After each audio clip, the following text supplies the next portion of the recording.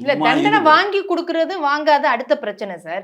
இது அரசாங்க டாக்குமெண்ட்டை கிழிக்கிறது அப்படிங்கிறது. சட்டத்தை பின்பற்றி நோட்டீஸ் கொடுத்திருந்தால் அவங்க கிழிக்கிறது தப்பு. நீயே சட்டத்துக்கு எதிராக சட்டத்தை பின்பற்றாம நோட்டீஸ் சொன்னா அவன் கிழிக்க தான் செய்வான். இதுக்கு அது சரிங்கிற மாதிரியா? நீ சட்டப்படி கொடு நோட்டீஸை. அவங்க வாங்க மாட்டேன்னு சொல்றாங்க, ஒட்டு உன் முன்னாடியா கழிச்சாங்க நோட்டீஸை?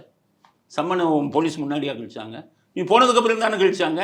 அப்படியே அங்கேருந்து ஓடி வர அடிக்கிறதுக்கு உனக்கு என்ன வந்தது? அவன் வீட்டில் ஒட்டுற உன் கடமை முடிஞ்சு போச்சு. இன்ஃபார்ம் பண்ணியாச்சு. ஒட்டுறது இன்ஃபார்ம் பண்ணுறதுக்காக வந்துட்ட. நீ வந்ததுக்கப்புறம் அவன் கிழிப்பான்.